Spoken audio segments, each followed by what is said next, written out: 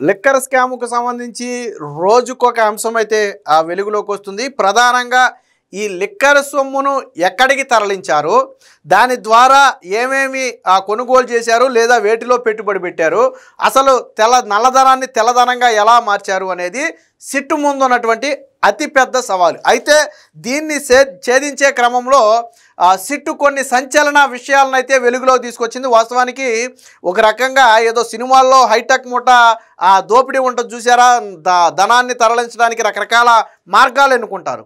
అలాగే ఇక్కడ జగన్మోహన్ రెడ్డి హయాంలో జరిగినటువంటి లిక్కర్ స్కామ్లో కూడా ఆ సొమ్ముని రకరకాల మార్గాల ద్వారా రకరకాల దేశాలకు తరలించారు.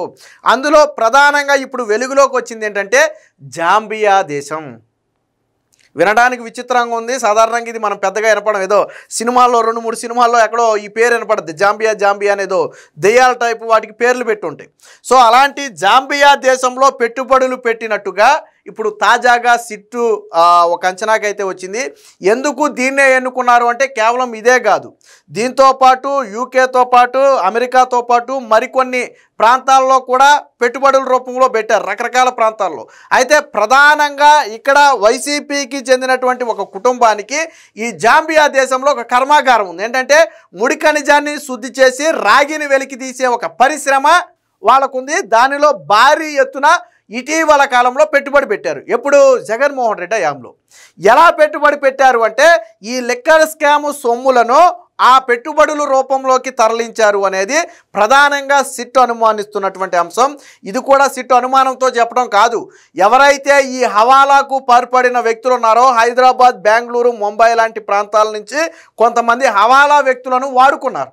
సో ఆ వ్యక్తులను గుర్తించినటువంటి సిట్ ఏం చేసిందంటే వారిని రహస్యంగా విచారిస్తే వాళ్ళు ఎక్కడ పెట్టుబడి పెట్టారనేది మరి హవాలాలో వాళ్ళే కదా చేసింది. సో కాబట్టి వాళ్ళకి విషయం అర్థమవుద్ది. సో ఎక్కడ పెట్టుబడి పెట్టారు అని తీగలాగితే ఎక్కడ డొంక కదిలిందంటే జాంబియాలో డొంక కదిలింది. ఒక రకంగా సిట్ అధికారులు, విచారించే అధికారులు కూడా ఆశ్చర్యపోయారు. ఎందుకంటే మనం సాధారణంగా అయితే అమెరికా అనుకుంటాం, లండన్ అనుకుంటాం, లేకపోతే ఇంకోటి అనుకుంటాం, ఆస్ట్రేలియా, ఇలా మనకు అవగాహన ఉంటుంది. బట్ జాంబియా అనేది మనం అసలు ఊహకు కూడా అందనటువంటి అంశం ఇది. పైగా అది ఎలా తరలించారు? ఒక కర్మాగారంలో పెట్టుబడుల రూపంలో పెట్టారు. సో అసలు బయటికి అనుమానమే రాదు. ఎవరిది ఆ కర్మాగారం అంటే వైసీపీకి చెందినటువంటి ఒక నేతకి చెందింది. సో ఇప్పటికే జాంబియా దేశంలో కొంతమంది వైసీపీ నేతలు కొన్ని పెట్టుబడులు పెట్టారు అని చెప్పి సిట్ అధికారులు గుర్తించారు. సో ఎందుకు జాంబియా దేశంలో వీళ్ళు పెట్టుబడులు పెట్టారు, అక్కడే ఎందుకు పెట్టుబడులు పెట్టారు అనేది ఇప్పుడు సిట్ అయితే కుప్పి లాగుతుంది. దీనికి సంబంధించిన వార్త అయితే ఒకటి వచ్చింది, ఒకసారి చూద్దాం ఏంటి వివరాలు అనేది. మద్యం ముడుపులతో జాంబియాలో బిగ్ బాస్ పెట్టుబడులు. బిగ్ బాస్ అంటే తెలుసు కదా ఎవరికో. సో ఈ ముడుపులన్నీ ఫైనల్గా ఎవరికి చేరాయో వాళ్ళే బిగ్ బాస్. సో డొల్ల కంపెనీలు హవాలా ద్వారా 400 కోట్ల తరలింపు. రూపాయి అర్ధ రూపాయి కాదు, దాదాపుగా 400 కోట్లు అయితే తరలించినట్టుగా అనుమానం. మైనింగు, రాగి వెలికితీత, ఆహార శుద్ధిలో పెట్టుబడులు, ఈ 3 కూడా జాంబియా దేశంలో పెట్టుబడులు పెట్టారు. మరికొన్ని మొత్తాలను దుబాయి, యూకే, అమెరికా. చెప్పా కదా, కేవలం జాంబియా ఒకటే కాదు, కానీ జాంబియాలో ప్రధాన పెట్టుబడులు జాంబియాకి తరలించారు. బట్ దాంతోపాటు దుబాయి, యూకే, అమెరికాకు కూడా ఆ పెట్టుబడులు అయితే తరలించారు, అంటే పెట్టుబడుల రూపంలో తరలించారు. పలువురు హవాలా ఏజెంట్లను విచారించిన సిట్టు దర్యాప్తులో కీలక ఆధారాలు లభ్యం. సో ఎవరిని విచారించారు, ఎప్పుడు విచారించారు అనే విషయాలు అయితే ఎక్కడ బయటికి రాలా. సో ఎందుకంటే రహస్యంగా జరిగిందంటే ముందు జాగ్రత్త, ఒకవేళ పలానా వ్యక్తిని విచారిస్తారు అని తెలిస్తే ముందు జాగ్రత్త పడతారు. సో వైసీపీ నాయకులు కూడా ఎలా అయిపోతారో, అవసరమైతే వాళ్ళతో తప్పుడు వాంగ్మూలాలు కూడా ఇప్పిస్తారు. అందుకనే సిట్ ఏం చేసిందంటే వాళ్ళందరినీ కూడా కొంచెం రహస్యంగా విచారించి వారి దగ్గర ఆధారాలు అయితే సేకరించింది. సో మద్యం ముడుపుల ద్వారా కొల్లగొట్టిన వేల కోట్ల రూపాయల్లో కొంత మొత్తాన్ని బిగ్ బాస్ ఆఫ్రికా ఖండంలోని జాంబియాకు తరలించినట్టుగా, ఆఫ్రికా ఖండం తీసుకెళ్లాల్సిన పరిస్థితి వచ్చింది. చూడండి, సిట్టు గుర్తించింది ఆ దేశంలోని మెటల్, మైనింగ్, ఆహార శుద్ధితో సహా మరికొన్ని రంగాల్లో దాదాపుగా 400 కోట్ల రూపాయలు పెట్టుబడులు పెట్టినట్టుగా దర్యాప్తులో వెల్లడైంది. వైకాపా ముఠాలోని కొందరు ముఖ్యులు, వారి సన్నిహితులు ఇప్పటికే ఆ దేశంలో వ్యాపారాల్లో పాగా వేశారు.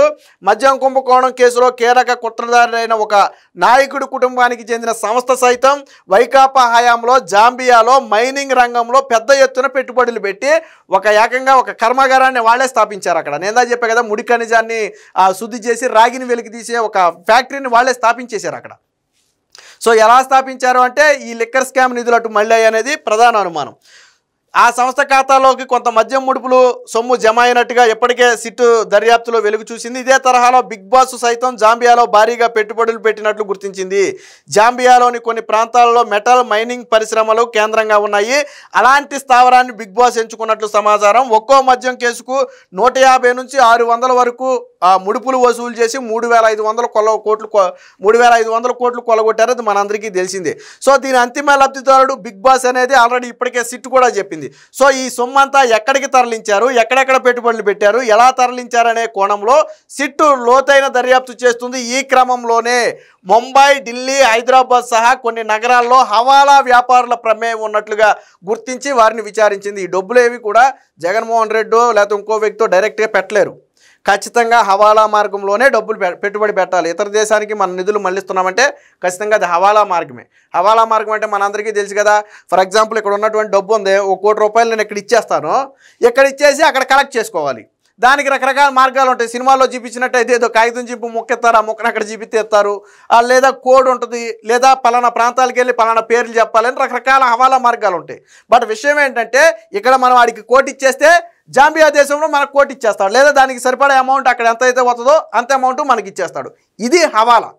కాబట్టి జగన్మోహన్ రెడ్డి డైరెక్ట్గా చేయలేడు దీన్ని. అందుకనే ఏం చేశారు, సిట్ అధికారుల దర్యాప్తులు ఏం జరిగింది, ముంబయి, ఢిల్లీ, హైదరాబాద్ ఈ 3 ప్రాంతాలకు చెందిన హవాలా వ్యాపారులు ఇందులో ఉన్నట్టుగా సిట్ అధికారులు గుర్తించి వారిని విచారిస్తే, ఒరే బాబు మీకు ఇక్కడ డబ్బు ఇచ్చారు బాగానే ఉంది, ఎక్కడ కలెక్ట్ చేసుకున్నారా అయ్యా అని అడిగితే అప్పుడు వెలుగులోకి వచ్చిందే జాంబియా దేశం. అందుకనే ఇప్పుడు సిట్ అధికారులకు జాంబియా దేశంలో పెట్టుబడులు పెట్టారు అనే కోణం ఎందుకు తెలిసింది అంటే జాంబియా దేశం పేరు చెప్పిందే వాళ్ళు. అంటే ఇక్కడ డబ్బులు ఇచ్చేసి జాంబియా దేశంలో కలెక్ట్ చేసుకున్నారు. కలెక్ట్ చేసుకుని ఆ డబ్బుల్ని అక్కడ పెట్టుబడి కింద పెట్టారు. అర్థమైందా మీకు? సో సిట్ అధికారులకు వీళ్ళు ఇచ్చిన సమాచారంతో మైండ్ బ్లాక్ అయింది జాంబియా. అప్పుడు తీగలాగితే ఏం తెలిసింది, అప్పటికే జాంబియా దేశంలో కొంతమంది వైసీపీ నేతలు పలు సంస్థల్లో పెట్టుబడులు పెట్టారని సిట్ అధికారులు గుర్తించారు. సో దీని మీద ఇప్పుడు పూర్తి స్థాయి విచారణ అయితే చేస్తున్నారు. సో దీనికి సంబంధించిన మరొక వార్త కూడా వచ్చింది, ఒకసారి చూద్దాం. జాంబియాకు ఈ మొత్తాన్ని రూటింగ్ చేయడం కోసం వివిధ దేశాల్లో 10ల సంఖ్యలో డొల్ల కంపెనీలని బినామీలను పెట్టుకున్నట్టుగా గుర్తించిన సిట్టు ప్రస్తుతం ఆ తీగలాగేందుకు ప్రయత్నిస్తుంది. అంటే వీటిని పూర్తిగా డొల్ల కంపెనీలు అంటే ఏదో ఒక కంపెనీ పేరు మీద తరలించాలి. ఇన్ని డబ్బులను కూడా ఏదో ఎక్కడిచ్చేస్తే అక్కడ ఇచ్చేస్తామంటే అలా మారిపోవు, ఏదో కంపెనీల పేరు మీద తరలించాలి. సో దానికోసం ఏం చేశారు, మన దగ్గర డొల్ల కంపెనీలు సృష్టించినట్టే అక్కడ కూడా డొల్ల కంపెనీలు సృష్టించి ఈ డబ్బు మొత్తాన్ని కూడా ట్రాన్స్ఫర్ చేశారు. సో దీనితో పాటు జాంబియాతో పాటు మరికొన్ని ప్రాంతాలకు కూడా ఆ సొమ్మునైతే తరలించినట్టుగా చెప్తున్నారు. అదే దుబాయ్, యూకే, అమెరికా. సో ఈ 3 ప్రాంతాలలో కూడా డబ్బునైతే డంప్ చేశారు. ముడుపుల సొమ్ములో కొంత మొత్తాన్ని బెంగళూరు, హైదరాబాదు సహా పలు ప్రాంతాల్లో భారీగా భూములు కొనుగోలు చేసినట్లు, స్థిరాస్తి వ్యాపారంలో పెట్టుబడి పెట్టినట్టు, మరికొంత గత సార్వత్రిక ఎన్నికల్లో వైకాపా అభ్యర్థుల తరపున ఖర్చు చేసినట్టు తేలింది.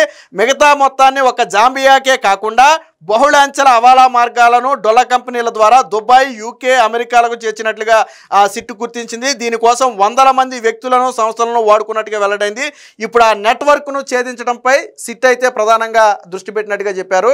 అంటే కొంత భూములు, ఫర్ ఎగ్జాంపుల్ రాజకేశిరెడ్డి ఉన్నాడు, హైదరాబాద్ శివారులో 100 ఎకరాలు రాజకేశిరెడ్డి పేరు మీద ఉందని చెప్పి సిట్ అధికారులు గుర్తించారు. అంటే కొంత దీంట్లో కొన్నారు, కొంత బంగారం రూపంలో కొని ఉండొచ్చు. అలాగే ఇక్కడ కొంత పెట్టుబడి పెట్టి కొంతని బయటికి తరలించారు. సో ఇవన్నీ కూడా ఇప్పుడైతే బయటకు వస్తున్నాయి. బిగ్ బాస్కు ఆ పెట్టుబడులకు ఏంటి సంబంధం? మద్యం కుంభకోణం కేసులో ఒక కీలక నిందితుడైన ఒక నేత కుటుంబానికి చెందిన సంస్థ వైకాపా హయాంలో జాంబియాలో ముడి ఖనిజాన్ని శుద్ధి చేసి రాగిని వెలికితీసే కర్మాగారాన్ని స్థాపించింది. అందులో ఎక్కువ మొత్తం ముడుపులు మద్యం సొమ్మేనని సిట్ అనుమానిస్తుంది. బిగ్ బాస్కు అసలు ఆ కర్మాగారంలోని పెట్టుబడులకు మధ్య సంబంధం ఉందా, ఉంటే ఎలాంటి సంబంధం ఉంది, ఆ వ్యక్తి స్వతహాగా స్థాపించాడా లేదా ఈ మద్యం ముడుపులు వచ్చిన తర్వాత దాన్ని మార్చడం కోసం స్థాపించాడా, ఇలా ఆ కోణంలో అయితే సిట్ అయితే విచారిస్తుంది. బిగ్ బాస్ ఆదేశాలతోనే పర్యటించారని చెప్పి మద్యం కేసులో నిందితుడైన చెవిరెడ్డి భాస్కర్ రెడ్డి, రాజకసిరెడ్డి, వెంకటేష్ నాయుడు కలిసి మద్యం ముడుపుల సొమ్ముతో జాంబియా, టాంజానియా, జింబాబ్వే తదితర దేశాల్లో ఇనుప ఖనిజ కర్మాగారం ఏర్పాటుకు పెట్టుబడులు పెట్టేందుకు యత్నించినట్టుగా సిట్టు గుర్తించింది. ఈ క్రమంలోనే భాస్కర్ రెడ్డి, మోహిత్ రెడ్డి, వెంకటేష్ నాయుడులు కొన్ని నెలల కిందట ఆయా దేశాల్లో పర్యటించారని చెప్పి తెలుస్తుంది. వాస్తవానికి ఆ దేశంలో పెట్టుబడి పెట్టాలనుకున్నప్పుడు ఏం చేశారంటే కొంతమంది వ్యక్తులు ఆయా దేశాల్లో, అంటే పెట్టింది ఇప్పుడు జాంబియా దేశమనే మనం చెప్పుకుంటున్నాం. బట్ దీంతో పాటు మరికొన్ని ప్రాంతాల్లో కూడా వాళ్ళు పర్యటించినట్టుగా ఇక్కడ వీళ్ళు చెప్తున్నారు. జింబాబ్వే, టాంజానియా ఈ దేశాల్లో కూడా పర్యటించారు. ఎలా పర్యటించారంటే ఆల్రెడీ వాళ్ళ డీటెయిల్స్ ఉంటాయి, ఎప్పుడు విదేశాలకు వెళ్ళారు, ఎప్పుడు వచ్చారనేది పాస్పోర్ట్ తీస్తే మొత్తం బయటకు వచ్చేది. సో అంటే ఇది ప్రీ ప్లానుడ్గా పలానా ప్రాంతంలో పెట్టుబడులు పెట్టాలి అని నిర్ణయించుకున్న తర్వాత కొంతమంది వ్యక్తులు వెళ్ళిపోయి అక్కడ పరిస్థితులను వాటిని అన్నిటినీ కూడా అంచనా వేసి ఎక్కడ పెడితే అనుకూలంగా ఉంటుంది, ఎంతెంత పెట్టాలి, వేటిలో పెట్టుబడి పెట్టాలి అనే దాని మీద స్పష్టమైన అవగాహనకు వచ్చిన తరువాత డొల్ల కంపెనీలను సృష్టించి దాని ద్వారా ఈ సొమ్ము మొత్తాన్ని కూడా తరలించినట్టుగా గుర్తిస్తున్నారు. ఏదేమైనా మొత్తానికి రోజుకు ఒక పక్కేమో మద్యం రవాణాలో దోపిడీకి సంబంధించి ఒక పక్క కొంతమంది వ్యక్తుల పేర్లు వెలుగులోకి వచ్చాయి, ఇటు పక్కేమో తాంజానియా దేశంలో పెట్టుబడులు, మరో పక్కేమో ఏదైతే ఆస్తుల రూపంలో కొనుగోలు చేశారో అవి, ఇలా మొత్తంగా ఈ లిక్కర్ స్కామ్ నిధులకు సంబంధించి కేసు ఒక కోణంలో కాదు పలు కోణాల్లో అయితే విస్తరించింది. రోజుకు ఒక అంశం అయితే వెలుగులోకి వస్తుంది. ఏదేమైనా జాంబియా దేశంలో పెట్టుబడులకు సంబంధించి అయితే ఆ సిట్టు ప్రధానంగా దృష్టి సారించింది. ఇందులో ప్రధానంగా ఎవరి పాత్ర ఉంది, నిధులు ఎలా తరలించారనే మీద విచారణ చేస్తుంది. త్వరలోనే ఇందులో ఉన్నటువంటి మరికొన్ని పెద్ద తలకాయలు బయటకు వచ్చే అవకాశం ఉందని చెప్పి అందరూ భావిస్తున్నారు.